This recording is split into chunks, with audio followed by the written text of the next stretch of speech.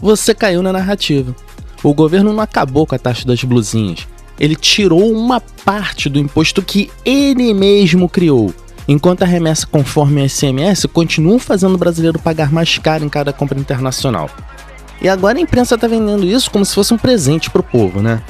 Mas aqui eu vou mostrar o que realmente mudou, por que isso aconteceu perto da eleição, como o governo criou o problema e agora tenta posar de salvador, e por que existe uma chance enorme desse imposto voltar depois. Esse é o canal Praxis Libertária. Já deixa o like, se inscreve no canal e compartilha esse vídeo, porque enquanto a mídia tenta resumir tudo em uma manchete bonitinha, aqui a gente vai destrinchar a história inteira. Vamos começar pelo principal. A taxa das blusinhas não acabou totalmente. E isso é o ponto que muita gente está escondendo. O que o governo retirou foi apenas a taxa federal adicional de 20% sobre compras internacionais de baixo valor. Só que o sistema que encareceu essas compras continua existindo.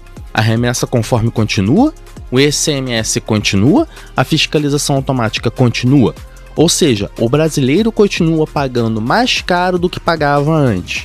E aqui tem uma manipulação muito forte acontecendo, porque quando você abre a rede social, portal de notícia, manchete de jornal, parece que o Lula virou um herói popular que libertou o brasileiro dos impostos. Mas espera aí, não foi o próprio Lula que criou toda essa estrutura? Não foi o Haddad que implementou a remessa conforme? Não foi o próprio Lula que defendeu publicamente a taxação?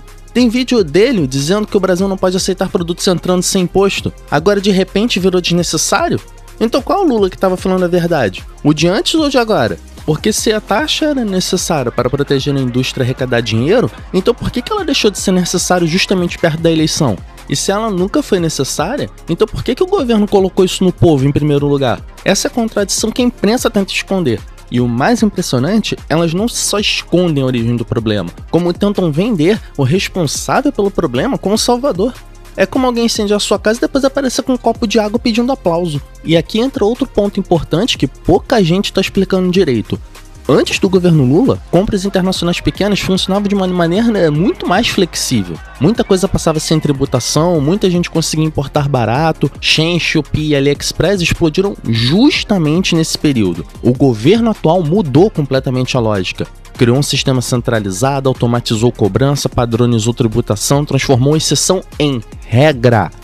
Antes, talvez você fosse fachado. Agora, você já entra no sistema já presumido como tributável.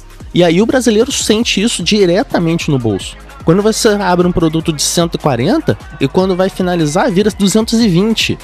Só que agora o imposto vem marcado em taxa, IVA, ajuste, encargo. Porque até o nome imposto começou a pegar mal politicamente. E sabe por quê?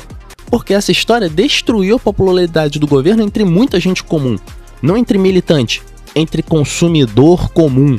A pessoa que só queria comprar uma roupa barata, um acessório, uma capinha, um eletrônico simples.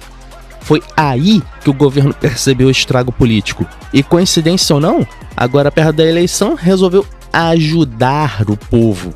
É claro, né? Agora tem um detalhe muito importante. Isso foi feito por medida provisória, ou seja, isso pode simplesmente caducar depois. E aqui mora a principal suspeita de muita gente. O governo só precisava aliviar a rejeição até passar a eleição. E depois, a taxa pode voltar, porque a estrutura continua pronta, a remessa conforme continua pronta, o ICMS continua, toda a máquina continua. Tiraram só uma camada. E tem mais. Os mesmos setores empresariais que pressionaram por taxação continuam pressionando. Grandes varejistas, setores protegidos, lobby industrial. Porque no fim das contas, esse nunca foi um debate sobre justiça tributária. Foi um debate sobre proteger grupos economicamente conectados ao Estado. E aqui entra uma questão libertária fundamental. Toda vez que o governo diz que está protegendo a indústria nacional, quem paga a conta é o consumidor. Sempre. O pobre paga mais caro, o pequeno consumidor perde acesso, a concorrência diminui e os amigos do sistema agradecem. Esse é o modelo. Mas a parte mais absurda nessa história é a contradição fiscal enorme que existe. Quando o governo criou essa taxa adicional, a justificativa era arrecadar dinheiro para financiar programas como o Mover, ou seja, o imposto era necessário. Agora, o imposto deixou de existir. Então vem a pergunta, o gasto deixou de existir também? Porque se o programa continua, de onde vem o dinheiro agora? Ou a taxa nunca foi necessária, ou o governo acabou de criar um rombo. E percebe como tudo muda conforme a conveniência política? Quando querem arrecadar, é responsabilidade fiscal. Quando querem voto, é imposto injusto. Esse é o problema do Estado. Ele nunca age baseado em princípios, só em interesse político. E o ponto mais irritante nessa história é a tentativa de reescrever a narrativa. Porque daqui a alguns meses muita gente vai fingir que o Lula nunca apoiou a taxação, o governo nunca criou o problema, a culpa era da direita, ou do Congresso, ou da Receita, ou de qualquer outro. Mas os registros existem. O próprio Haddad admitiu que o governo Bolsonaro não endureceu isso por decisão política. O próprio Lula defendeu cobrança sobre produtos chineses. O próprio PT recolocou tributação quando ela havia sido retirada em discussões anteriores. Só que agora, eleitoralmente, o discurso mudou, né?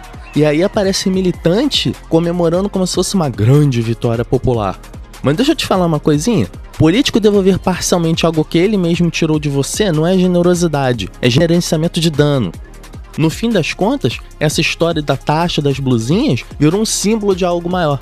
Ela mostrou como o Estado depende de arrecadar cada vez mais, como governos usam o imposto conforme conveniência eleitoral, como a mídia ajuda a suavizar certas narrativas e como o consumidor comum sempre vira a última prioridade. Porque enquanto Brasília discute narrativa, é o brasileiro comum que continua pagando mais caro em tudo. Mas aí, comenta aqui embaixo, você acha que essa taxa volta depois da eleição? E principalmente, você acredita que isso realmente foi uma mudança de princípio ou só cálculo político? Se inscreve no canal, ativa o sininho e compartilha esse vídeo, porque esse assunto ainda vai dar muita discussão. Valeu, falou e até a próxima!